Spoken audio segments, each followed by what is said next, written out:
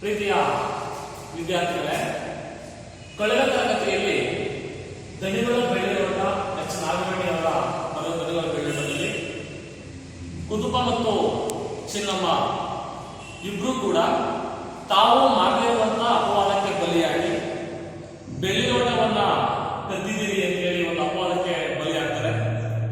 ಮತ್ತೆ ಆ ಕುದುಪನ ಮಗನಾದಂತಹ ಗುಡ್ಡನಿಗೆ ದಣಿಗಳು ಅಂಗಳದಲ್ಲಿರುವಂತಹ ಒಂಗಾರೆ ಮರಕ್ಕೆ ಕಟ್ಟಾಕಿ ಆ ತೆಂಗಿನ ಒಂದು ಕೊತ್ತಳಿಕೆಯಿಂದ ಚೆನ್ನಾಗಿ ಬಾರಿಸ್ತಾರೆ. ಆಗ ಚಿನ್ನಮ್ಮ ತನ್ನ ಕರುಳ ಕುಡಿಯ ನರಳಾಟವನ್ನ ಅಥವಾ ನೋವನ್ನ ಕಂಡು ಅವಳ ಕರುಳು ಕುಡಿ ತುಂಬಾ ದುಃಖಕ್ಕೆ ಒಳಗಾಗಿ, ಸೊ ನಮ್ಮ ತಮ್ಮನ ಮೇಲೆ ಅಥವಾ ನಮ್ಮ ಮಗನ ಮೇಲೆ ನೀವು ಕೈ ಮಾಡುತ್ತೆ ಅಂದ್ರೆ ನಾವು ನಂಬಿರುವಂತಹ ಕಡುದುಬ್ಬದ ದೇವದಾನೆ ಅಂದ್ರೆ ಅವರು ಮಲೆನಾಡಿನಲ್ಲಿ ಪೂಜೆಯನ್ನ ಮಾಡುವಂತಹ ಅಥವಾ ಮಂಗಳೂರು ಪೂಜೆಯನ್ನ ಮಾಡುವಂತಹ ಕಡುದುಬ್ಬ ದೇವರ ಮೇಲೆ ಆಣೆಯನ್ನ ಮಾಡಿ ಹೇಳ್ತೇನೆ, ನನ್ನ ಮಗನಿಗೆ ಹೊಡಿಬಾರ್ದು ಅಂತೇಳಿ. ಮತ್ತೆ 3 ವರ್ಷಗಳ ಕಾಲ ಪಡಿನಿಲ್ಲದೆ, ಅಂದ್ರೆ ಪಡಿ ಅಂದ್ರೆ ಆಹಾರ ಧಾನ್ಯದಲ್ಲಿ ಕೊಡುವ ದಿನಗೂಲಿ, ಸೊ ಕೊಡದೇನೆ ಉಚಿತವಾಗಿ ಕೆಲಸವನ್ನ ಮಾಡ್ತೀವಿ ಅಂತ ಹೇಳಿ ಹೇಳ್ತಾರೆ. ಈ ಮಾತನ್ನ ಕೇಳಿದಂತಹ ದಣಿಗಳಿಗೆ ತುಂಬಾ ಖುಷಿಯಾಗುತ್ತೆ. ಯಾಕೆಂದ್ರೆ ಅವರು ಕುದುಪ ಮತ್ತು ಚಿನ್ನಮ್ಮ ಗುಡ್ಡ 3 ವರ್ಷಗಳ ಕಾಲ ಉಚಿತವಾಗಿ ಕೆಲಸವನ್ನು ಮಾಡೋದ್ರಿಂದ ಸೊ ನನಗೆ 3 ವರ್ಷಗಳ ಆಹಾರ ಧಾನ್ಯ ವಿರುದ್ಧ ಎನ್ನುವಂತ ಒಂದು ಯೋಚನೆಯಿಂದ ಆ ತೆಂಗಿನ ಕೊತ್ತಲಕೆಯನ್ನ ಕೆಳಗಡೆ ಮಾಡಿ ಆ ಕರಾರಿನ ಅನ್ವಯ ಸೊ ಗುಡ್ಡ ಆ ಶಿಕ್ಷೆಯಿಂದ ಬಂಧ ಮುಕ್ತನಾಗ್ತಾರೆ. ಸೊ ಇಲ್ಲಿವರೆಗೂ ಕೂಡ ನಾನು ಕಳೆದ ತರಗತಿಯಲ್ಲಿ ಹೇಳಿದ್ದೆ, ಆ ದಣಿಗಳ ಬೆಳೆಗೆಂದು ಒಳ್ಳೆ ನುಂಗಿತ್ತು ಅಂದಿನ ಚಿನ್ನ ಮತ್ತು ಹುಚ್ಚಳಾಗಿದ್ದಾರೆ. ಅಂದ್ರೆ ಆ ದಣಿಗಳ ಬೆಳೆಯೋಟವನ್ನ ನನ್ನ ಮಗ ಇದ್ರಲಿಲ್ಲ, ಅದು ಕೂಡ ಆಮೇಲೆ ಅಪವಾದ ಬರ್ತದೆ ಅಂತ ಹೇಳಿ ಇವತ್ತು ಮಾನಸಿಕವಾಗಿ ಅವರು ಹುಚ್ಚುತ್ತರ ಕಂಡಿರ್ತಾರೆ. ಈ ಘಟನೆಯೊಂದಿಗೆ ನವಮಾಸಗಳು 9 ತಿಂಗಳುಗಳು ಕಳೆದಿವೆ. ಇಷ್ಟು ತಿಂಗಳು 9 ತಿಂಗಳು ಕಳೆದಿವೆ. ಬೆಂಕಿ ಹುಳು ವೈಶಾಖ ಮಾಸ ಅಂದ್ರೆ ಇಡೀ ಆ ಶಾಂಭವಿ ಮಳೆಯಿಂದನೇ ಕುಗ್ಗೋಗಿ ನಿಶಕ್ತಿಯಾಗಿ ಸೊ ಇರುವಂತ ಕಾಲದಲ್ಲಿ ಮತ್ತೆ ಅವರು ಕೆಲಸ ತೊಡಗಿದ್ದಾರೆ. ಈಗಾದಾಗ ಮುಂದಿನ ಕತೆ ಏನಾಗುತ್ತೆ ಅಂತ ವಿದ್ಯಾರ್ಥಿಗಳೇ ನೋಡೋಣ. ಇಂದು ವೈಶಾಖ ಮಾಸದ 3ನೇ ದಿನ ಅಂದ್ರೆ ಬೇಸಿಗೆಕಾಲದ 3ನೇ ದಿನ. ಮುಂಜಾನೆ ಚಿನ್ನ ಇದ್ದಂತೆ ಒಳೆಯಂಚಿನಲ್ಲಿ ಕೂತು ಪಾರ್ತಿ ಕೂತ ಒಳೆಯ ಮಳೆಯಾಳು ಬೀಳಿಸುತ್ತಾಳೆ. ಮುಂಜಾನೆ ಎದ್ದು ಆ ದಣಿಗಳು ರಾತ್ರಿ ಏನು ಊಟ ಮಾಡಿರೋ ಅವರೆಲ್ಲ ಮನೆಯ ಪಾತ್ರಗಳನ್ನ ಒಳೆಯ ಹಂಚಲ್ಲಿ, ಯಾಕೆಂದ್ರೆ ನೀವು ನೋಡಿರ್ಬೋದು ಹಳ್ಳಿಗಳಲ್ಲಿ ಏನ್ ಮಾಡ್ತಾರೆ, ತಮ್ಮ ಎಲ್ಲಾ ಕೆಲಸ ಕಾರ್ಯಗಳನ್ನು ಬಟ್ಟೆ ಒಗೆದು ಸ್ನಾನ ಮಾಡೋದು, ಪಾತ್ರೆ ಉಜ್ಜುದು ಎಲ್ಲವೂ ಕೂಡ ಕೆರೆಯಲ್ಲಿ ಅಥವಾ ಹೊಳೆಯಲ್ಲಿ ನಡೀತಾ ಇತ್ತು. ಸೊ ಆಧುನಿಕವಾಗಿ ಪ್ರಪಂಚ ಬಂದ ಮೇಲೆ, ನಾಗರಿಕತೆ ಸೋಂಕು ಬಂದ ಮೇಲೆ ಆ ಕೆರೆ, ಹೊಳೆ, ನದಿಗಳಲ್ಲಿ ಅಥವಾ ಕಾಲುವೆಗಳಲ್ಲಿ ಇವತ್ತು ಕೂಡ ಏನು ನಮ್ಮ ಪ್ರದೇಶಕ್ಕೆ ಹೋಗುತ್ತೆ ಅಂದ್ರೆ ಕಾಲುವೆಗಳಲ್ಲಿ ಬಟ್ಟೆ ಸ್ನಾನ ಮಾಡುವಂತ, ಒಗೆಯುವಂತ, ಬಟ್ಟೆ ಒಗೆಯುವಂತ, ಸ್ನಾನ ಮಾಡುವಂತ ಕೆಲಸಗಳು ಇನ್ನೂ ಕೂಡ, ಪಾತ್ರೆದಂತ ಕೆಲಸಗಳು ಇನ್ನೂ ಕೂಡ ನಾವು ಕಾಣ್ತೀವಿ. ಸೊ ಹೀಗೆ ಆ ಮುಂಜಾನೆ ಚಿನ್ನ ಇದ್ದಂತೆ ಹೊಳೆ ಅಂಚಿನಲ್ಲಿ, ನದಿಯ ಅಂಚಿನಲ್ಲಿ ಕುತ್ಕೊಂಡು ಪಾತ್ರೆಗಳನ್ನ ತಿಕ್ತಾ ಆ ಒಳೆಯ ಮನೆಯಾಳು ಬುದ್ಧಿಯನ್ನ, ಎಂತ ಮನೆಯಾಳನ್ನು ಮನೆಯಾಳು ನಾವೇನು ತಪ್ಪನ್ನು ಕೂಡ ಮಾಡಿದ್ರು ಕೂಡ ನಮ್ಮ ಮೇಲೆ ಅಪವಾದನ ವಸ್ತು, ಏನು ಅಪವಾದ, ಬೆಳ್ಳಿಯೋಟವನ್ನ ಕದ್ದಿದ್ದೀರಿ ಎನ್ನುವಂತ ಅಪವಾದನ ವಸ್ತಲ್ಲ ಅಂತ ಹೇಳಿ ಅದರ ಗುಣಗಾನವನ್ನ ಮಾಡ್ತಾಳೆ. ಯಾರು ಮಾಡ್ತಾರಂತವಳು? ಚಿನ್ನ. ಅಸ ದಣಿಗಳು ಕುದುಪದ ಜೊತೆ ಬಂದು ಅದೆಲ್ಲ ಕೆಲಸ ಕಾರ್ಯಗಳ ಬಗ್ಗೆ ಮಾತಾಡ್ತಿದ್ದಾರೆ. ಅವಳ ಪಾತ್ರೆನ ಹೊಸ್ತಾವಳೆ. ಮುಂಜಾನೆ ಬರೋ ದಣಿಗಳು ಈ ದಿನ ಏನೇನು ಕೆಲಸ ಮಾಡ್ಬೇಕು ತೋಟದಲ್ಲಿ ಅಂತ ಹೇಳಿ ಎಲ್ಲವನ್ನೂ ಕೂಡ ಕುದುಪದಲ್ಲಿ ಮಾತಾಡ್ತಿದ್ದಾರೆ. ಕುದುಪ ಸ್ವಂತದಲ್ಲಿನ ಕರಿದಾರಕ್ಕೆ ಕುಮಣದ ತುಂಡನ್ನು ಸೇರಿಸಿ ತಲೆಗೊಂಡು ಎಲೆವಷ್ಟು ಬಿಗಿಯುತ್ತಾ ದಣಿಗಳಿಂದ ಉದುರುವ ಮಾತುಗಳನ್ನು ಎತ್ತಿಕೊಳ್ಳುವ ಬಗ್ಗೆ ಇಟ್ಟಿದ್ದಾನೆ. ಆ ಕುದುಪ ಏನ್ ಮಾಡಿದ್ರೆ ಸ್ವಂತದ ಕರಿದಾರಕ್ಕೆ ಧರಿಸಿಕೊಂಡ ಹುಡುಗಾರಕ್ಕೆ ಕುಮಣ ಲಂಗೋಟಿಯನ್ನ ಸಿಕ್ಸ್ಕೊಂಡು ತಲೆಗೊಂದು ಎಲೆವಸ್ತ, ನೀವು ಕರಾವಳಿ ಪ್ರದೇಶ ಮಲ್ನಾಡು ನೋಡಿರ್ಬೋದು, ನಾವೇನು ತಲೆಗೆ ಟವಲನ್ನ ಕಟ್ತೀವೋ ಆ ರೀತಿ ಅವ್ರೇನ್ ಮಾಡ್ತಾರೆ, ಒಂದು ಎಲೆವಸ್ತ್ರವನ್ನ ತಲೆಗೆ ಟೋಪಿ ತರ ಹಾಕೊಂಡಿರ್ತಾರೆ, ಬಿಸಿ ಬಿಡಬಾರ್ದು ಅಂತೇಳಿ. ಆ ಹಾಕೊಂಡು ಆ ದಣಿಗ ಉದುರುವ ಮಾತನ್ನ ಕೈ ಕಟ್ಕೊಂಡು ಅವ್ರೇನ್ ಹೇಳ್ತಾರೆ ಎಲ್ಲವನ್ನು ಕೂಡ ಎತ್ತಿಕೊಳ್ಳುವ, ಕೆಳಗಡೆ ಬಿಟ್ಟು ಹೆಂಗೆ ಎತ್ಕೊಳ್ತೀವೋ ಆ ರೀತಿ ನೀಟಾಗಿ ಅವ್ರೇನ್ ದಣಿಗಳು ಎಲ್ಲವನ್ನೂ ಕೂಡ ಚಾಚು ತಪ್ಪದೆ ಪಾಲಿಸಿದ ರೀತಿಯಲ್ಲಿ ಕುದುಪ ನಿಂತಿದ್ದಾನೆ. ಕಾದು ಬತ್ತಿರುವ ಒಳೆಯಿಂದ ಉಳೆತ್ತಿ ತಂದು ತೆಂಗಿನ ತೋಟಕ್ಕೆ ಹಾಕಬೇಕು ದಣಿಗಳು ಕುದುಪನಿಗೆ ಸೂಚನೆ ಕೊಡ್ತಾರೆ. ಏನಪ್ಪ ಇದ್ರ ಕೆಲಸ ಅಂತಂದ್ರೆ ಕಾದು ಬತ್ತಿರುವ, ಯಾಕೆ ಕಾದಿದೆ ಅಂದ್ರೆ ಇವಾಗ ವೈಶಾಖ ಮಾಸ ಬಂದಿದೆ, ಬಿಸಿಲುಗಾಲ ಬಂದಿದೆ, ಬೇಸಿಗೆಗಾಲ ಬಂದಿದೆ, ಸಾಂಬ್ರೆ ಒಳೆ ನಿತ್ರಾಣ ಸ್ಥಿತಿಯಲ್ಲಿದೆ. ಈಗ ಏನ್ ಮಾಡ್ಬೇಕು, ಆ ಒಳೆಯ ಊರನ್ನು ಎತ್ಕೊಂಡು ಬಂದು ತೆಂಗಿನ ಬುಡಕ್ಕೆ ಹಾಕ್ಬೇಕು. ಯಾಕೆಂದ್ರೆ ಆ ಒಳೆ ಬರ್ಬೇಕಾದ್ರೆ ಕಡ್ಡಿ ಕಸ ಎಲ್ಲವನ್ನೂ ಕೂಡ ಮುಚ್ಕೊಂಡಿರ್ತದೆ, ಆ ಮಣ್ಣು ಮತ್ತು ಕಡ್ಡಿ ಕಸ ಎಲ್ಲ ಜೈವಿಕ ಗೊಬ್ಬರ ಆಗಿರ್ತದೆ. ಅದನ್ನು ತಗೊಂಡು ಬಂದು ನೀವೇನ್ ಮಾಡಬೇಕು, ತೆಂಗಿನ ತೋಟಕ್ಕೆ ಆ ತೆಂಗಿನ ಬುಡಕ್ಕೆ ಹಾಕ್ಬೇಕು ಅಂತೇಳಿ ಸೂಚನೆ ಕೊಟ್ಟಿದ್ದಾರೆ ಯಾರು, ದಣಿಗಳಾದ ವೆಂಕಪ್ಪಯ್ಯನವರು. ಸರಿ, ದಣಿಗಳ ಮಾತು ಚಿನ್ನಮ್ಮನ ಕಿವಿಗೂ ತಲುಪುತ್ತಿದೆ. ಆ ದಣಿ ಏನ್ ಕೆಲಸ ಆಗ್ತಾ ಇದ್ದಾರೆ, ಪಾತ್ರೆಯನ್ನು ಉತ್ತಿರುವಂತಹ ಚಿನ್ನಮ್ಮನಿಗೂ ಕೂಡ ಗೊತ್ತಾಗ್ತಾ ಇದೆ. ಅದು ತನಗಲ್ಲ, ತನ್ನ ಕಿವಿಯ ಬೀಳಿನ ಬುಗುಡಿಗೆ ಎಂಬಂತೆ ತನ್ನ ದಣಿಗಳ ಮನೆಯ ಮೊಸರೆ ಪಾತ್ರೆಗಳ ತಿಕ್ಕುತ್ತಾ ಒಳೆಯ ಬಗ್ಗೆ ತಲೆಗೆಡಿಸಿದಳು.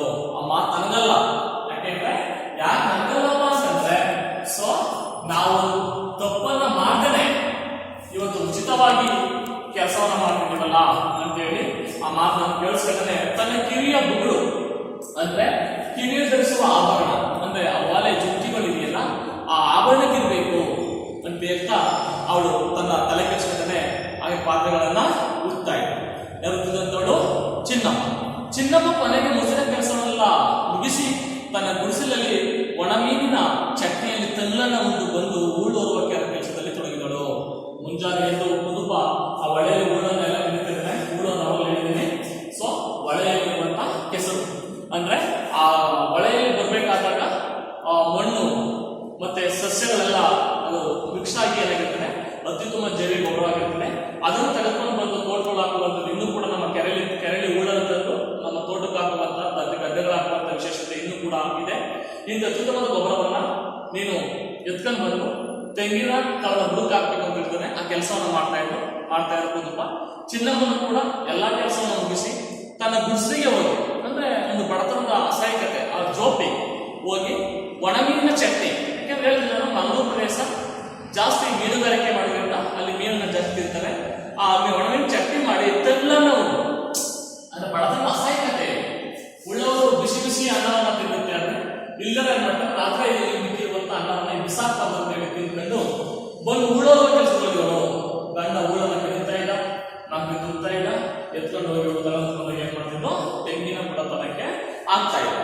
ಸೊ ಸುಡುವ ಸೂರ್ಯನಡಿ ಉಳೆತ್ತ ತಾನು ತರಟಿರುವಾಗ ತೋಟದ ನಡಿಯಲ್ಲಿ ಕೂತು ಕುಳಿತು ದನಿಯವರು ಕೊಡುವ ಸೂಚನೆಗಳಿಂದ ಚಿನ್ನಮ್ಮನ ಸಿಟ್ಟನೂರಿ ಮತ್ತಷ್ಟು ತುಪ್ಪ ಸುರಿದಾಯಿತು. ಊರಿಗೆ ಮತ್ತಷ್ಟು ತುಪ್ಪವನ್ನ ಸುರಿದು. ಸೊ ಏನು ಇಷ್ಟು ಭಯಂಕರ ಬೇಸಿಗೆ ಅಂತ ಹೇಳಿದೀನಿ, ಬಿಸಿಲು ಸಕ್ಕತ್ತ ಸುಡ್ತಾ ಇದೆ, ನದಿಯೆಲ್ಲ ಸುದ್ದೋಗ್ತಾ ಇದೆ. ಆ ಕುದುಪ ಆ ಹೂಳನ್ನ ಕರೆಕ್ಟು ಏನ್ ಮಾಡ್ತಾರೆ, ಅಂಗಡಿ ತುಂಬ್ತಾ ಇದ್ದಾನೆ, ಎತ್ತಿ ತಲೆ ಬಿಡ್ತಿದ್ದಾನೆ, ಒತ್ಕೊಂಡು ಹೋಗಿ ಅವಳು ಚಿನ್ನಮ್ಮ ತೆಂಗಿನ ತಳದ ಬುಡಕ್ಕೆ ಹಾಕ್ತಿದ್ದಾಳೆ. ಆದ್ರೂ ಕೂಡ ಹಾಗೆ ಮಾಡೋ, ಹೀಗ್ ಮಾಡೋ, ಅದನ್ನ ಮಾಡೋ, ಇದನ್ನ ಮಾಡೋ ಅಂತ ಬರ್ಬೇಕಾದಾಗ ಅವರ ಸಿಟ್ಟಿನ ಉರಿಗೆ ಆ ಬೆಂಕಿಗೆ ತುಪ್ಪ ಆಗ್ತಾಗಾಯ್ತು. ಮಾಡ್ತಾ ಇದ್ರೆ ಫ್ರೀ ಕೆಲಸ, ಉಚಿತ ಕೆಲಸ, ಆಗ ಮಾಡಿ ಹೀಗೆ ಮಾಡ್ಬೇಕಲ್ಲ ಅಂತೇಳಿ ಚಿನ್ನ ಮನೆಗೆ ತುಂಬಾ ಕೋಪ ಬಂತು. ಉರಿಯುವ ಬೆಂಕಿಗೆ ತುಪ್ಪ ಹಾಕ್ದಂಗೆ ಆಯ್ತು. ಚಿನ್ನಮ್ಮನ ಅಸಹನೆಯಿಂದ ಕನ್ನಡುತ್ತಾ ನೆತ್ತಿ ಮೇಲೆ ಬೆಂಕಿ ಉಳಿತಿದೆ. ಚಿನ್ನಮ್ಮ ಅಸಹನೆ, ಏನ್ ಬಿಸಿಲು ಇದ್ದಾರೆ, ಒಂದು 5 ನಿಮಿಷ ವಿಶ್ರಾಂತಿ ತಗೊಳ್ಳೋದು ಕೂಡ ಸಾಧ್ಯ ಆಗ್ತಾ ಇಲ್ಲ, ಕರುಳು ಸುಸ್ತ ಆಯಾಸವಾದ. ಸೊ ನೆತ್ತಿ ಮೇಲೆ ಬೆಂಕಿ ಉಳಿತಿದ್ದ. ನೆತ್ತಿ ಮೇಲೆ ಬೆಂಕಿ ಏನ್ ಮಾಡ್ತಾರೆ, ಕೆಂಡ ತರ ಸುರಿತಾ ಇದೆ. ಅಂದ್ರೆ ಅಷ್ಟೊಂದು ಭಯಂಕರವಾಗಿ ಬೇಸಿಗೆ ಕಾಲ ಬಿಸಿಲು ಇತ್ತು. ಸೊ ಸೂರ್ಯನ ದಣಿಗಳ ಶತ್ರುತ್ವ ಉಳುವುಗಳು, ಅಯ್ಯೋ ಆಳ ಸೂರ್ಯ ಸ್ವಲ್ಪ ಮರೆಯಾಗಿ ಬಂದೆ, ಸ್ವಲ್ಪ ಬಿಸಿಲು ಕಡಿಮೆ ಆಗ್ಬಾರ್ದೆ ಅಂತ ಸೂರ್ಯನಿಗೂ ಕೂಡ ಬೈತಾ ಇತ್ತು, ದನಿಗಳು ಕೂಡ ಬೈತಾರೆ. ಯಾಕಂದ್ರೆ ಸೂರ್ಯ ಅಷ್ಟು ಬೆಂಕಿಯನ್ನ ಕಾಡ್ತಾ ಇದ್ದಾನೆ, ಕೆಂಡದಂತ ಬೆಂಕಿಯನ್ನ ಕಾಡ್ತಾ ಇದ್ದಾನೆ. ಈ ದನಿಗಳು ಬೇರೆ ಆ ಕೆಲಸ ಮಾಡಿ, ಈ ಕೆಲಸ ಮಾಡಿ, ಹೀಗೆ ಮಾಡಿ, ಹಾಗೆ ಮಾಡಿ ಹೇಳ್ತಾರೆ. ಇಬ್ಬರು ಶಾಪವನ್ನು ಹಾಕ್ತಾ ಇದ್ರು. ಈ ಶಾಪವನ್ನು ಹಾಕೋದಕ್ಕೆ ಪ್ರಮುಖವಾದ ವಿಚಾರ ಏನಪ್ಪಾ ಅಂದ್ರೆ, ತಾವು ಗೋಳಿಗಳ ಬಿಡುಗಡೆ ಕಲಿದೆ ಬಂದರೂ ಕೂಡ ನಾವು ಉಚಿತ ಕೆಲಸವನ್ನು ಮಾಡ್ತಿದ್ದೇವೆ ಅಂತ ಹೇಳಿ ತುಂಬಾ ಸಿಟ್ಟಿಗೆ ಒಳಗಾದ. ಕುದುಪ ಹೂಳು ತುಂಬಿ ಕೊಡುತ್ತಿದ್ದ. ಚಿನ್ನಮ್ಮ ಒಂದು ತೆಂಗಿನ ಬುಡಕ್ಕೆ ಸಿಟ್ಟಳು. ಕುದುಪ ಆ ಒಂದು ಕೆರೆಯ ಮಣ್ಣನ್ನು ಅಥವಾ ಒಳೆಯ ಮಣ್ಣನ್ನು ತುಂಬಿ ಮಂತ್ರಿಗೆ ಆಗ್ತಾ ಇಲ್ಲ. ಉಳೋದ್ರೊಳಗೆ ಏನ್ ಮಾಡ್ತಿದ್ದು, ಆ ತೆಂಗಿನ ತಳ ಬುಡಕ್ಕೆ ಆಗ್ತಾ ಇದೆ. ಹೂಳೆತ್ತುವ ಕೆಲಸ ಹಾಗೆ ಮುಂದುವರಿಯಿತು. ಮೂಳೆ ಮುರಿದು ಹೋಗುವಂತ ಕೆಲಸವಿತ್ತು. ಮಣ್ಣನ್ನ ಅಗದು ನಮ್ದು ತುಂಬಬೇಕಂದ್ರೆ ಮೂಳೆಗಳು ಕೂಡ ಏನಾಗುತ್ತೆ, ಮುಂದೆ ಮುರಿದೋಗುತ್ತೆ. ಅಷ್ಟು ಕಠಿಣವಾದ ಕೆಲಸ ಅದು. ಕುದುಪ ಸುಸ್ತಾದ. ಕುದುಪ ಏನಾಯ್ತು, ಆಯಾಸವಾದ. ಒಂದು ಲಕ್ಷಣ ಅಲ್ಲೇ ನೀರೊಳಗೆ ಸುರಿಸಿದ್ರು ಕುಡಿತ. ಅಂದ್ರೆ ನೀರು ಹತ್ಕೊಂಡೈತಲ್ಲ, ದೇವ್ರ ಜಾಸ್ತಿ ಆಯ್ತು. ಅಲ್ಲೇ ಮಣ್ಣ ನೀರೊಳಗಡೆ ಕುಳ್ಕೊಂಡ. ನೆರಳಿದ ದನಿಗಳಿಗೆ ಸಿಟ್ಟಿನಿಂದ ಪಿತ್ತ ನತ್ತಿ ಬೆರೆದಾಯ್ತು. ಏನೋ ಕೆಲಸ ಮಾಡಿದ್ರೆ ಕುತ್ಕೊಂಡಿದ್ಯಾ ಅಂತ ಹೇಳಿ ಪಿತ್ತ ನತ್ತಿ ಸಿಟ್ಟು ಕೋಪ ಪಿತ್ತ ನತ್ತಿಗೆ ಭಯಂಕರ ಕೋಪ ಏರ್ತು. ಸರಿ, ಎದ್ದೇಳು ಮೂರ್ಖಾಸಿನವ, ಎದ್ದೇಳು ಮೂರ್ಖಾಸು ಬೆಲೆ ಬೆಳೆದ ಇರುವಂತ ವ್ಯಕ್ತಿಯೇ. ಪಡಿ ಅಳಿಯುವಾಗ, ಪಡಿ ಅಂದ್ರೆ ಏನು, ಅಕ್ಕಿ ಕೊಡುವ ದಿನಗೂಲಿ ಅಂದ್ರೆ ಆಹಾರ ತಾನೇ ಕೊಡ್ಬೇಕಾದಾಗ, ಅಳಿ ಅಂದ್ರೆ ಅಳತೆಯ ಸಾಧನ. ಸೊ ಪಡಿ ಅಳೆಯುವಾಗ ಪಾವಕ್ಕೆ ಕಮ್ಮಿ ಮಾಡಕ್ ಸುಮ್ಮನೆ ಇರ್ತೀರ ನೀನು ಅಂದ್ರೆ ನಾನು ವರ್ಷಕ್ಕೊಂದ್ಸತಿ ನಿಮ್ಗೇನು ಆಹಾರ ಬೆಳೆಗಳನ್ನ ಅಳದು ಅತ್ಯದಲ್ಲಿ ಬೆಳೆದೋದ್ರಿಂದ ಕೊಡ್ತೀವೋ ಅಂದ್ರೆ ಇಲ್ಲಿ ಕೂಲಿಯನ್ನ ಕೊಡುವಂಗಿಲ್ಲ, ದಿನಗೂಲಿ ಕೊಡುವಂಗಿಲ್ಲ. ಸೊ ಅದ್ರ ಬದಲಿಗೆ ಏನ್ ಮಾಡೋದು, ಆಹಾರ ಧಾನ್ಯಗಳನ್ನ ಅಳತೆ ಮಾಡಿ ಕೊಡುವಂಥದ್ದು. ಇದು ಇಂದಿನ ದಿನಮಾನಗಳಲ್ಲಿ ಆ ಕೂಲಿ ಕೆಲಸಗಳಲ್ಲಿ ಇತ್ತು. ಪಡಿ ಅಳೆಯುವಾಗ ಅಂದ್ರೆ ಅಳತೆ ಮಾಡ್ಬೇಕಾದ್ರೆ ಪಾವಕ್ಕೆ ಸ್ವಲ್ಪ ಕಾಲಕ್ಕೆ ಕಡಿಮೆ ಸುಮ್ಮನೆ ಇರ್ತೀಯೇನೋ ಸುಡುಕಿದ್ರು. ಚಿನ್ನಮ್ಮನಿಗಂತೂ ಪಡಿಯಿಲ್ಲದ 5 ರೂಪಾಯಿ ಇನ್ನುದಂತಹ ಸ್ಥಳವಿದೆ. ಆಹಾರ ಧಾನ್ಯನೇ ಕೊಡಲ್ಲ, 3 ಸುಚಿತವಾಗಿ ಕೆಲಸ ಮಾಡಬೇಕು. ಅದ್ರಲ್ಲಿ ಬೇರೆ ಪಡಿ ಅಳಿಬೇಕಂದ್ರೆ ತುಂಬಾ ಕೋಪ ಒಳಗೆ ಬರ್ತಾ ಇತ್ತು. ಯಾರಿಗೆ? ಕುದುಪನಿ ಹೆಂಡತಿ ಚಿನ್ನಮ್ಮನಿಗೆ. ಒಂದೆಡೆ ಕಳಕದ ಅಪವಾದ, ಮತ್ತೊಂದೆಡೆ ಕಠಿಣ ಶ್ರಮದ ದುಡಿತಕ್ಕೂ ಬೆವರಿಗೆ ಪ್ರತಿಫಲವಿಲ್ಲ. ಒಂದೆಡೆ ನಾವು ಕದಿದೆ ಹೋದ್ರೂ ಕೂಡ ಬೆಳ್ಳಿಯೋಟವನ್ನ ಕದ್ದಿದ್ದೀವಿ ಅಂತ ಅಪವಾದ ಬಂದಿದೆ. ಇನ್ನೊಂದ್ ಕಡೆ ಕಠಿಣ ಶ್ರಮದ ದುಡಿತಕ್ಕೆ ಬೆಲೆ ಇಲ್ಲ, ಪ್ರತಿಫಲವಿಲ್ಲ. ಚಿನ್ನಮ್ಮ ತನ್ನ ಬಾರದ ಒಡಲನ್ನ ಕಣ್ಣು ತಿಳಿಸಿಕೊಂಡು ಬಿದುಗಿಸಿಕೊಂಡಳು. ತನ್ನ ಹೊಟ್ಟೆ ಒಳಗಡೆ ಸಿಟ್ಟು ಜಾಸ್ತಿ ಆಯ್ತಾ ಇದೆ, ಕಣ್ಣೀರು ಧಾರಾಕಾರವಾಗಿ ಸುರಿತಾ ಇದೆ. ಆದ್ರೂ ಕೂಡ ಬಡವನ ಕೋಪ ದವಡೆಗೆ ಮೂಲ ಅಂತೇಳಿ ಆ ಮೌನಂ ಸರ್ವತ್ರ ಸಾಧನ ಅಂತೇಳಿ ಮೌನವಾಗಿ ಎಲ್ಲಾ ಕೆಲಸಗಳನ್ನು ಕೂಡ ಅವಳು ಮಾಡ್ತಾಳೆ. ಕುದುಪ ದಣಿಯವರ ಸಿಡುಕು ಬೈಗಳೆಗಳಿಗೆ ಬೆದರಿ ಎದ್ದು ನಿಂತು ಮತ್ತೆ ಕೆಲಸದಲ್ಲಿ ಮಗ್ನನಾದ. ಯಾವಾಗ ಆ ಬೆರಳು ಕುತ್ಕೊಂಡು ಕೆಲಸ ಮಾಡುವಾಗ ಆ ದಣಿಗಳ ಬೈಗಳ ಕೆಟ್ಟ ಮಾತುಗಳಿಗೆ ಎದುರಿ ಏನ್ ಮಾಡ್ತಾನೆ, ಕೆಲಸದಲ್ಲಿ ಮತ್ತೆ ಮಗ್ನನಾದ. ತೊಡಕ ತೊಡಗಂತನು ಯಾರು? ಕುದುಪ. ಯಾವ ಕೆಲಸಕ್ಕೆ? ಹೂಳನ್ನ ತುಂಬುವಂತ ಕೆಲಸಕ್ಕೆ. ಗಂಡ ಹೆಂಡಿರಿಬ್ಬರು ಒಳಗೆ ಬೆವರಿನ ಮಳೆ ಸುರಿಸಿದರು. ಯಾಕೆಂದ್ರೆ ವಯಸ್ಸಾದ ಕಾಲ, ಬೇಸಿಗೆ ಕಾಲ, ಗಂಡ ಹೆಂಡಿರಿಬ್ಬರು ಒಂದು ಕ್ಷಣ ಅರೆಕ್ಷಣ ವಿಸರ್ಜನೆ ಹೂಳನ್ನ ತುಂಬುದು, ಎತ್ಕೊಂಡು ಹಾಕೋದು. ಆ ಒಳಗೆ ಆ ತಮ್ಮ ಬೆವರಿನ ನೀರನ್ನ ಒಳಗರಿಸ್ಬಿಟ್ರು. ಅಂದ್ರೆ ನೀರು ಅಷ್ಟು ಧಾರಾಕಾರವಾಗಿ ಬೆವರು ನೀರು ಹೋಯ್ತಾ ಇತ್ತು. ಆದ್ರೆ ಅಷ್ಟು ಕಷ್ಟವನ್ನು ಅವರು ಕೊಡ್ತಾ ಇದ್ರು ಅಂತ ಹೇಳುವಂಥದ್ದು. ಕುದುಪನಂತೂ ಆ ಬಿರು ಬಿಸಿಲಿನ ಜಲಕ್ಕೆ ಕುಸಿಯುವಂತಾದ, ಬಿರು ಬಿಸಿಲು ಬೇಸಿಗೆ ಜಲಕ್ಕೆ ಜಲ ಆ ಶಕ್ತಿಗೆ ಕುಸಿಯುವಂತಾದ. ಆದರೂ ದನಿಗಳ ಭಯದಿಂದ ಸ್ಪೃಶಿಯದಾದ ಆರ ಕೆಳಗಡೆ ಕುತ್ಕೊಳ್ಳಿಕ್ಕೆ ಸಾಧ್ಯ ಆಗಲಿಲ್ಲ. ಆ ಸುಸ್ತಾ ಇದ್ದಾರೆ, ಕುಂತ್ಕೊಳ್ಳಿಕ್ಕೆ ಸಾಧ್ಯ ಆಗಿದೆ, ಬೈತಾರೆ.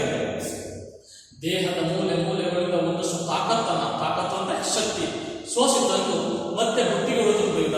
ದೇಹದ ಮೂಲೆ ಮೂಲೆಗಳಲ್ಲೂ ಶಕ್ತಿಯನ್ನ ಸೋಸಿತಂದು ಹುಡುಗಿಕೊಂಡು ಏನ್ ಮಾಡ್ತಾರೆ, ಆ ಒಂದು ಹೂಳನ್ನ ಬುಟ್ಟಿಗೆ ಅಂದ್ರೆ ಆ ನಂತರಿಗೆ ಏನ್ ಮಾಡ್ತಾ ಇದ್ದ, ತುಂಬತೊಡಗಿದ.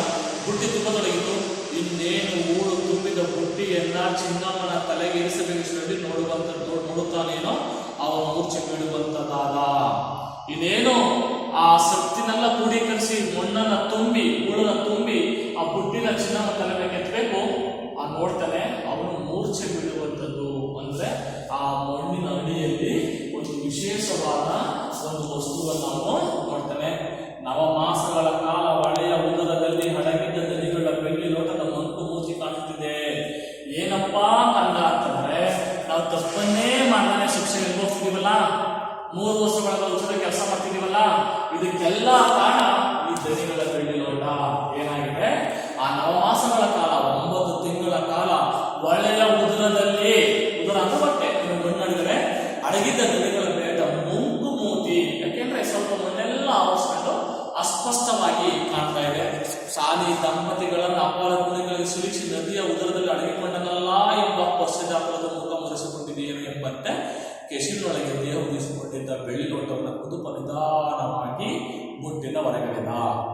ಹೆಣ್ಮಗದವ್ರಿಗೆ, ಈ ದಂಪತಿಗಳಿಗೆ, ಯಾರು ಕುದುಪ ಮತ್ತು ಚಿನ್ನಮ್ಮನಿಗೆ ಏನೂ ತಪ್ಪನ್ನೇ ಮಾಡಿದ್ರೆ ತಪ್ಪು ಒಳಗಾಸಲ್ಲ, ಮುಖ ಎಂತೋರ್ಲಿ ಅಂತೇಳಿ ಆ ಬೆಳ್ಳಿ ಲೋಟಕ್ಕೆಲ್ಲ ಏನಾಗಿದೆ, ಮಣ್ಣೆಲ್ಲ ಸಾಲ್ಕೊಂಡಿದೆ. ಅಸ್ಪಷ್ಟವಾಗಿ ಪಶ್ಚಾತ್ತಾಪದಿಂದ, ಯಾಕೆ ಶಿಕ್ಷೆ ಏನು ತಪ್ಪನ್ನೇ ಮಾಡಿ ಶಿಕ್ಷೆ ಕೊಟ್ಟಾಗ ಏನಾಗುತ್ತೆ, ಪಶ್ಚಾತ್ತಾಪ ಬರುತ್ತೆ ನಮಗೆ. ಅಂತ ಪಶ್ಚಾತ್ತಾಪನ ಅನುಭವಿಸ್ತಾ ಬೆಳ್ಳಿ ಲೋಟ ಏನ್ ಕಾಣ್ಬೇಕು ಅಂತ ಹೇಳ್ತಾ ಅದು ಮುಖ ತೋರಿಸ್ತಾನೆ. ಏನಾಯ್ತು, ಅಸ್ಪಷ್ಟವಾಗಿ ಆ ಮಣ್ಣೆಲ್ಲ ಸಾಲ್ಕೊಂಡಿದ್ದೆ ಮಾಡ್ತು. ನಿಧಾನವಾಗಿ ಆ ಬೆಳ್ಳಿ ಲೋಟವನ್ನ ಮುಟ್ಟಿದ ಹೊರಗಡೆ ಯಾರು ಇನ್ನೇನು ಸೂತ ಕಲಿಯ ಲಸಿ ಮಗುವನ್ನು ಮೀರಿಸುವಂತೆ ನಿಧಾನಕ್ಕೆ ಒಳಗಡೆಯಲ್ಲಿ ಆ ಬೆಳ್ಳಿ ಲೋಟ ತೊಳೆದಿದ್ದ. ಇನ್ನೇನು ಸೂತಕ ಕಳಿಯದೆ ತಾಯಿಯ ಹೊಟ್ಟೆಯಿಂದ ಬರಬೇಕಾದಾಗ ಮಗುವಿಗೆ ರಕ್ತ ಮಾಂಸ ಹೆಂಗೆ ಮೆತ್ಕೊಂಡಿರ್ತದೋ ಅದು ನೀರನ್ನೆಲ್ಲ ಹೆಂಗೆ ತೊಳೆದು ರೆಡಿ ಮಾಡ್ತಾರೆ ಮಗುವನ್ನ, ಆ ರೀತಿಯಾಗಿ ಸೂತ ಕಳಿಯದ ಹಸಿ ಮಗುವಿನಂತೆ ಅಂದ್ರೆ ಅದನ್ನೆಲ್ಲ ಮೆತ್ಕೊಂಡಿತ್ತು. ಆ ತಗೊಂಡು ನಿಧಾನವಾಗಿ ಏನ್ ಮಾಡ್ತಾನೆ, ಹೊರಗಡೆ ಹೊಳಿತಾನೆ. ತೊಳೆದಾಗ ಆ ಲೋಟದಲ್ಲಿ ತನ್ನಿಷ್ಟು ಅವಮಾನದ ಮಾತುಗಳನ್ನು ದನಿಯವರ ಕೊಳಕು ಬಾಯಿನ ಕೇಳಿಬಿಟ್ಟೆ ಕುದುಪ ಕಣ್ಕಣಿಗನ್ನಾಗಿಯೇ ಲೋಟ ತೊಳೆದ. ಈ ಲೋಟದಿಂದ ಆ ದನಿಗಳ ಪತ್ನಿಯ ಕೊಳಕು ಬಾಯಿ ಅವನ ಸುಮ್ಮನೆ ಏನೇನು ಅನ್ನಿಸ ಬೇಕಾದ ವಿಚಾರಗಳೆಲ್ಲ ಮಾತಾಡ್ತಾಳೆ. ಎಂತ ಅಪವಾದ ಮಾತನ್ನ ಅಂದ್ಕೊಂಡ್ಬಿಟ್ಟೆ ಇದರಿಂದ ಅಂತ ಹೇಳಿ ಕಣ್ಣೀರು ಸ್ವಲ್ಪ ಆಚೆ ಬರುತ್ತೆ. ಯಾಕಂದ್ರೆ ಯಾವತ್ತೂ ಒಕ್ಕಲು ಮಕ್ಕಳು ಕೆಲಸ ಮಾಡುವಂಥವ್ರು ದಣಿಗಳಿಗೆ ನಿಯತ್ತಾಗಿರ್ತಾರೆ ಹೊರತು ಉಪ್ಪು ತಿಂದ ಮನೆಗೆ ದ್ರೋಹವನ್ನ ಕೆಲಸ ಮಾಡುವಂತ ಯಾವತ್ತೂ ಕೂಡ ಅವ್ರು ಮಾಡಲ್ಲ ಅಂತ ಏನ್ ಮಾಡ್ತಾನೆ, ನೀ ಎಂತ ಕೆಲಸವನ್ನ ಮಾಡು, ಎಂತ ಅಪವಾದನ ವಸ್ತು ಅಂತ ಹೇಳಿ ಕಣ್ಣೀರನ್ನು ಜಿನಿಸ್ತಾನೆ. ಲೋಟ ತೊಳೆದ ಒಳಗೆ ಮಗಿದು ತನ್ನ ಬಣ್ಣ ಕಾಂಬಳೆ ಕಳೆದುಕೊಂಡು ಬೆಳೆದ ಒಟ್ಟಾಗಿ ಕುದುಪದಿಂದಾಗಿ ಜೀವಂತ ಆಯಿತು.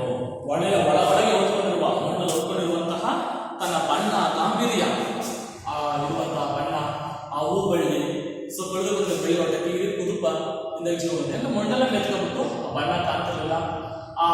ಸ್ಕೂಲಲ್ಲಿ ನರಸಿಂಹಾಚಾರ್ಯನ ಮಾಡಿಸಿರುವಂತಹ ಬೆಳ್ಳಿ ಲೋಟದ ಹೂ ಬಳ್ಳಿ ಇವತ್ತಿನ ಯಾವ ಆಚಾರ್ಯನೂ ಕೂಡ ಮಾಡಲ್ಲ ಅಂತೇಳಿ ತನ್ನ ಧ್ವನಿಗಳ ಪತ್ತಿನೇ ಕೂಡ ಹೇಳಿದ್ದಾಳೆ. ಅದೆಲ್ಲ ತೊಳೆದಾಗ ಅದು ನಿಜವಾಗ್ಲೂ ಕೂಡ ಒಂದು ಹೊಸ ರೂಪಕ್ಕೆ ಒತ್ತು. ತೋಟದಂಚಿನ ನೆರಳಲ್ಲಿ ಕುಳಿತು ಒಕ್ಕಲ ಮಕ್ಕಳ ಬೆವರ ದಾರಿಸಿದ ದನಿಗಳನ್ನ ಬೆಳ್ಳಿ ಲೋಟ ಗಮನಿಸಿತು. ತೋಟದಂಚಲ್ಲಿ ಕುತ್ಕೊಂಡು ನೆರಳಲ್ಲಿ ಕುತ್ಕೊಂಡು ಆ ಒಕ್ಕಲು ಮಕ್ಕಳ ವ್ಯವಸಾಯ ಮಾಡುವಂತವರನ್ನ ಒಕ್ಕಲಿಗರು ಅಂತ ಕರೀತಾರೆ, ಅಥವಾ ಒಕ್ಕಲು ಕೆಲಸವನ್ನು ಮಾಡುವಂತಹ ವ್ಯವಸಾಯಗಾರರು ಅಂತ ಕರೀತಾರೆ. ಅವರ ಬೆವರ ದಾರೆ ಏನು ನೀರು ಹರ್ಕೊಂಡು ಹೋಗುತ್ತೋ ಆ ರೀತಿ ಬೆವರು ಜಾಸ್ತಿ ಹರ್ಕೊಂಡು ಹೋಗ್ತಾ ಇತ್ತು. ದೃಷ್ಟಿಸುತ್ತಿದ್ದ ದಣಿಗಳನ್ನು ಬೀಳೋದು ಗಮನಿಸೋದು. ಏನಯ್ಯ ದಣಿ, ಅಪವಾದ ಮಾಡದೆ ಅಪವಾದ ವಸತಿ ನೋಡಿದ ಇಲ್ಲೇ ಇದ್ದೀನಿ, ಯಾವತ್ತೂ ಕೂಡ ತಾಳ್ಮೆ ಇರಬೇಕು ಅಂತ ಹೇಳಿ ದಣಿಗೆ ಉತ್ತರವನ್ನು ಕೊಡ್ತಾ ಇತ್ತು. ದಣಿಗಳು ಮಾತ್ರ ಲೋಟವನ್ನು ಗಮನಿಸುತ್ತಿರಲಿಲ್ಲ. ಅಂದ್ರೆ ದಣಿಗಳೆಲ್ಲ ಬೀಳೋದು ನೋಡ್ತಾ ಇತ್ತು, ಅವನೇನು ಗಮನಿಸ್ತಾ ಇಲ್ಲ. ನಾನು ದಣಿಗಳಾಗಿ ಈ ದಂಪತಿಗಳಿಗೆ ಕುದುಪ ಮತ್ತು ಚಿನ್ನಮ್ಮಗೆ ಕೆಲಸವನ್ನು ಮಾಡಿಸ್ತೀನಿ ಅಂತ ನಾನು ನೋಡ್ತಾ ಇದ್ದೆ ಹೊರತು ಲೋಟ ಮಾಡಲಿಲ್ಲ. ಅವರು ಚಿನ್ನಮ್ಮನ ಹಣೆಯಿಂದ ಕುಂಕುಮದೊಂದಿಗೆ ಕೆಳಗಿದ್ದ ಬೆವರಿನ ದಾರಿಯನ್ನು ಗಮನಿಸಿದರು. ಚಿನ್ನಮ್ಮನ ಹಣೆಯಲ್ಲಿ ಏನು ಕುಂಕುಮ ಇಟ್ಕೊಂಡೆ ಮುತ್ತೈದು ಲಕ್ಷಣಗಳು. ಅವಳು ಕುಂಕುಮ ಇಟ್ಕೊಂಡು ಹಳ್ಳಿ ಕಡೆ ಇವತ್ತೇನೋ ನಗರಿಕತೆ ಬಂದು ಸ್ಟಿಕ್ಕರ್ ಬೇರೆ ಬೇರೆ ಕುಂಕುಮ ಹಾಕೋದ್ರದ್ದೇ ಒಂದು ಸ್ಟೈಲ್ ಆದರೆ ಅವತ್ತಿನ ಕೃಷ್ಣ ಕುಂಕುಮ ಹಾಕೊಂಡು ಬರ್ತಿದ್ದು ಆ ಕುದುಪ ತುಂಬುವಂತ ಮಣ್ಣಿನ ಭಾರ ಹೊತ್ಕೊಂಡು ಹೋಗಿ ಆ ಬೆವರು ಬಂದು ಆ ಕುಂಕುಮ ಏನಾಯ್ತು ನೀರಿನ ಕೆಳಗಡೆ ಹಿಡಿತಾ ಇತ್ತು. ಇದನ್ನ ಯಾರು ಗಮನಿಸ್ತಾ ಇರೋದು? ವೆಂಕಪ್ಪಯ್ಯನವರು ಗಮನಿಸ್ತಾ ಇದ್ರು. ಕುದುಪ ಹೂಳು ತುಂಬಿದ ಪುಟ್ಟಿಯಲ್ಲಿ ಚಿನ್ನಮ್ಮ ತಲೆಗೇರಿಸಿಕೊಂಡು ನಿಂತು ಕೂತು ಕಾಲ ಇನ್ನೇನೋ ಮಸಲ ತಡೆಸಲು ಕಂಡ ದನಿಗಳು ಗೊತ್ತಿಸಿದ್ದಾದರು. ಓಹೋ, ಆ ಹೂಳು ತುಂಬಿ ಅವ್ರ ತಲೆ ಮೇಲೆ ಎತ್ಬಿಟ್ಟು ಸುಸ್ತಾಗಿ ಅಂದ್ಬಿಟ್ಟು ನೀರಲ್ಲಿ ಕುತ್ಕೊಂಡು ಕಾಲವನ್ನ ಕಳೀತಾ ಇರ್ಬೋದು ಅಂತ ದನಿಗಳು ಆಲೋಚನೆ ಮಾಡ್ತಾ ಇದ್ರು. ಕೋಪ ಮಾಡ್ಕೊಂಡು ಆದರೂ ಅದೇನೋ ಹೊಸ ಮಸಲತ್ತಿರಬೇಕು ಎಂದು ಕಣ್ಣು ಕಿದ್ದುಗೊಳಿಸಿ ಅವರನ್ನು ತಿಳಿಸಿದರು. ಓಹ್, ಇನ್ನೇನೋ ಮಾತಾಡೋಣ, ಏನು ಹೊಸ ಮಸಲದ್ದು, ಹೊಸ ಯೋಚನೆ ಮಾಡ್ತಾರೆ ಅಂತ ಹೇಳಿ ಕಣ್ಣನ್ನ ಕಿಲ್ಲಗಳಿಸಿ ಏನ್ ಮಾಡಿದ್ರು, ಆ ಕಡೆ ದೃಷ್ಟಿಯನ್ನ ಕೊಟ್ಟರು. ಯಾರು ಕೊಟ್ಟಂತವ್ರು? ವೆಂಕಟಪ್ಪಯ್ಯನವರು. ಆದ್ರೆ ಅವನೇನ್ ಮಾಡ್ತಿದ್ದ, ಬೆಳ್ಳಿ ಲೋಟವನ್ನು ತಿರುಗಿಸಿ ನೋಡ್ತಾ ಇದ್ದ. ಇಷ್ಟು ಈ ತರಗತಿಯ ಇರುವಂತ ಪಠ್ಯಪಾಠ. ಮುಂದಿನ ತರಗತಿಯಲ್ಲಿ ಅಭ್ಯಾಸ ಮಾಡೋಣ.